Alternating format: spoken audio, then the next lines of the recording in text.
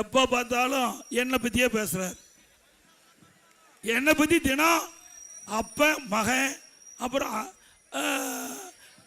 சகோதரி கனிமொழி அம்மா ஏங்க இப்படி தாங்க பேசிட்டு இருக்காங்க. நாட்டை பற்றி பேசையா, என்னை பற்றி பேச என்ன பிரயோஜனம்? இன்றைக்கு அதிமுக ஆட்சியில் என்னென்ன திட்டத்தை கொண்டு வந்தோன்னு பட்டியலிடுறேன். நீ திராவிட முன்னேற்ற ஆட்சிக்கு வந்த பிறகு, நீங்கள் முதலமைச்சரான பிறகு இந்த நாட்டு மக்கள் என்னென்ன திட்டத்தை கொண்டாதுன்னு சொல்லுங்க. இருந்தால் தானே சொல்றதுக்கு. பாருங்க, இப்போ உதயநிதி சொல்றார், எடப்பாடி பழனிசாமி கொத்தடுமை யாருக்கு? திரு மோடிக்கும். முரட்டு அடிமையா, முரட்டு அடிமையா. ஏய், உங்க தாத்தா சொல்லியிருக்காரு பாரு.